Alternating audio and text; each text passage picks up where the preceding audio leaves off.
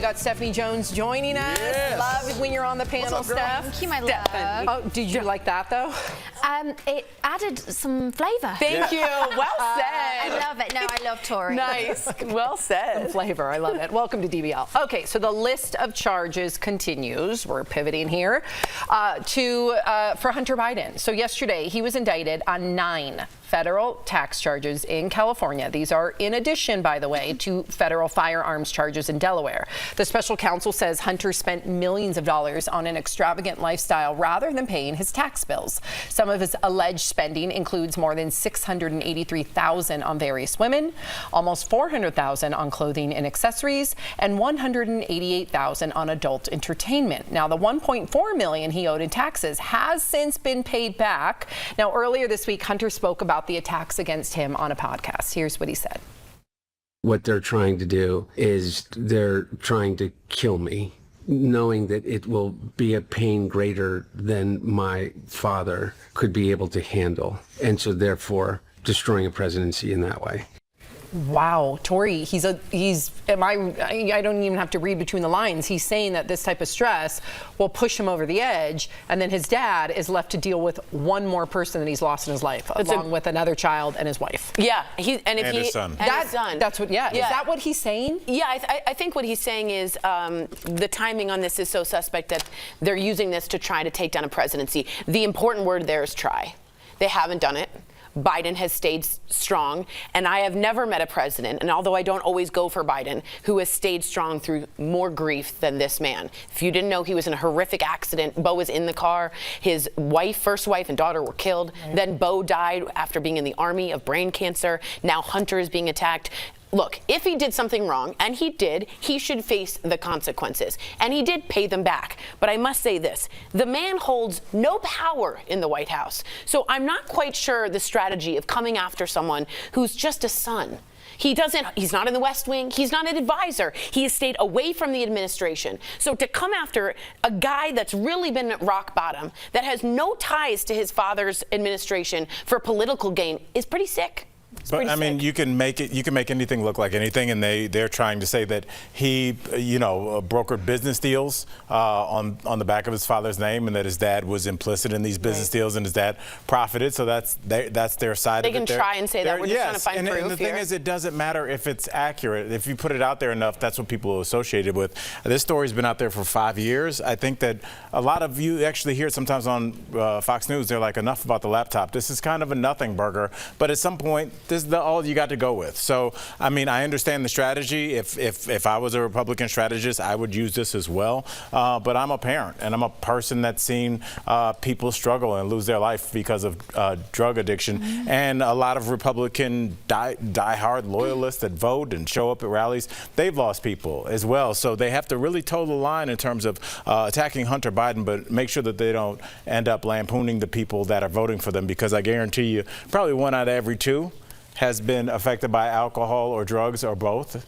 So when it's your only strategy, Steph, I guess go for it. Cast those stones, I guess. Well, what I don't understand is how come he's getting charged, or they're trying to charge him so heavily with 17 years, where other people have also not paid their taxes and That's my point. In prison for 2. I'm so happy you said that, because at the end of the day, I want anybody who does. I'm sick and tired of the elite getting away with whatever the heck they want to get away with, literally. I mean, you look at all the billionaires and the millionaires who either legally are able to evade their taxes, or they do so and they're able to just pay and get away with it. I'm just tired of it. So, yes, I see this as performative. It doesn't mean that he shouldn't have to absolutely not pay his dues, so to speak. And I know he has paid back money, but if that includes jail time, then he should have that jail time. But that should go across the board. But I mean, look at Clarence. Ever goes across the board. Sam. I know. I mean, look at the Supreme Court. Point. There's Supreme Court justices who've also mishandled money. Absolutely. Who've also used money in order to go fly on private planes and do their thing when that's supposed to be money for their campaigns, and you're not supposed to use that illegally. Ethically, you're absolutely right. Yeah. So if we're going to do this, let's do it across the board. Otherwise, it's politically tainted. It's definitely politically tainted. I agree with you. And that's what I have issue with. Okay, so Charlie Sheen. Oh, he's back, is calling his return to TV surreal. In 2011, Charlie was fired from 2.5 Men after publicly feuding with the show's creator, Chuck Lorre. He also showed some bizarre behavior when asked about his drug use. I think you'll all remember this interview. Tell me about the last time you took drugs. The last time I took drugs, I probably took more than anybody could survive. You know. What are we talking about? How much? I don't know, man. I was banging 7-gram rocks and finishing them because that's how I roll. I have one speed. I have one gear. Go. How do you survive that? Because I'm me. Because I'm me. I'm different. I just have a different constitution. I have a different brain. I have a different heart. I have a different, I got tiger blood, man. Charlie is now talking about his sobriety, saying he is 6 years sober. Good for him, because he has a quote-unquote predictable routine. He's even back working with Chuck on a new show after Chuck reached out and said it was time to bury the hatchet. I've seen the show. It's fantastic. It's called Bookie. Yeah. And look at that. Somebody that was addicted to drugs and alcohol and embarrassing themselves on a national stage is able to recover. Oh, maybe we shouldn't throw away these people and make fun of them all the time. Like I said, going back to the previous story, be careful about who you go after, because you're talking to a lot of the same people. Wow. Yes, it's called a Venn diagram. Yeah, what goes over the other one. I have to say, it's a Venn diagram. Yeah, what you just said, and I've repeated what you said in another Venn diagram. I do want to tell you, Charlie Sheen, we all make fun of him, but from Major League to 2.5 Men, that man's talented. He is a good little actor, funny with comedic timing, great with physical work. I can't wait to see him back. I know he was crazy, but a sober Charlie Sheen is incredible. Now, the story of how he got sober and quit drinking is incredible too. 6 years ago, his daughter said, "Promise me you'll be able to drive me to this place they were going." And on the day, he was drunk, and he had to get a friend and have them drive her. And he noticed his daughter wondering why he couldn't, and the next day he quit cold turkey. So 6 years sober after looking at the innocence of his daughter can really change, and it's something to be proud of. Wow. Yeah, you can speak on that, Al, yeah? Steph, I want to know your thoughts on this. I just, as somebody that stopped drinking, knows guys that stopped drinking, men and women that stopped drinking, I would say to a person, it was something that had to do with their kids seeing them drunk or embarrassing themselves. That was the switch. It's never your friends. Right. It's never you got drunk at the office party, whatever. You can explain that away. But your kid looking at you in the middle of the day when there's something really powerful about that. I think Sam said earlier, everyone's rock bottom is completely different, and you don't know what that trigger is that makes someone take that jump.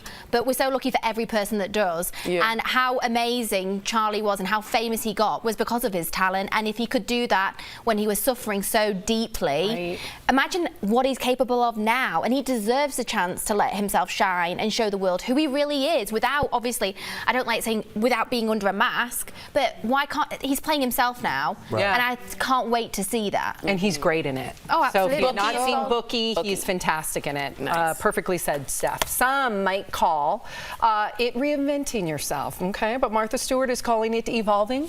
Okay, the self-made billionaire who turned 82, I can't believe that, this year says she likes to evolve and doesn't want to be a quote-unquote old-fashioned old lady. She says she knows her limits but likes to push those limits in every way possible. Is old-fashioned a bad thing in your opinion, Steph? No, I think old-fashioned can be incredibly cute, but why be cute when you can be totally plastic? that'll be my slogan. That's a great, you should trademark that right now. Yeah. I was like, I should go. I tease. No, I'm not. No, I think if my idea of success when I'm older will be if I'm like Joan Rivers with no shame and I'm here for it and I embrace it. And when the time comes, I'll be living my absolute best life. Good for you. I think that is I good. like it when someone owns it. Totally. Yep. What did Joan? I got more plastic than a Tupperware set. Well, I mean, but we're talking about plastic surgery, and that's on the outside. But if you think about what's on the inside of a lot of people, I've heard of some beef between grandparents and their daughters, because they used to be drop the kids off on Friday, you and the husband go out for the weekend, have fun, and now they're like, can we drop the kids off? And they're like, grandma's going to a concert. Yeah, right. And I think there's a lot of young parents that are surprised that their parents aren't super excited to have the kids. They still love them, but they still have their life, and it's a different ideology, I think, going into your late 50s, 60s, where it's just like time to settle down, turn on the game shows, and now people are like, no, I'm meeting the girls for drinks at 6. How about, like, to be honest, if you guys didn't know, B. Arthur, the Golden Girls, right? 53 they were supposed to be. Now look at J-Lo. I know. She's what, 52, 50? Like, it's just a different generation of what they can be. Yeah, I think 50s are the new 30s. Thank you for that. I think ageism, it's definitely we still struggle with to this day, but at the same time, we've come a long way. way. I mean, I can't. Silver hair, white hair is definitely more posh today than it was back in the day. And I look at this. If you remember Devil Wears Prada, when I saw Miranda Priestley, the character. Damn. I know. Gorgeous. I mean, this is how I want to be. That's your goal. 70 years old. I Goals. just want to. That will be you. got I have my no grandkids. doubt. Thank you. I with could see that. Silver hair. Like, why does your grandmother look so serious? And then will you go, oh, wait. Oh, look, Sam. There you are. Oh my gosh. See? You see? You look good. I'll take it. I don't know. What do you mean you don't? No, not with that. I'm just saying. I think there's also some. I don't know if I want to be in a boardroom at 70. I might want to be at the crib. Okay, Sam's going to be heading up like the, I don't know, Thank you. news, Good Morning You never America, know. who knows what? Yeah, you don't know what She I'm can do doing. it. You and I will be in the Keys hanging out with the parrot heads. He doesn't like the beach. Oh, oh, just me then. Just me. Hates the beach. Yeah, I don't get the point. Oh. Just laying there. Now what? Oh. Yes, you have nothing to do. You know you would love. I lived in Miami for almost a decade. If What are you we gonna go do? out to lunch, you would love going out to lunch with that look that you saw me in. You know you would. I would. It's a boss look. It's a boss look. Super boss. Yeah, super all right. boss.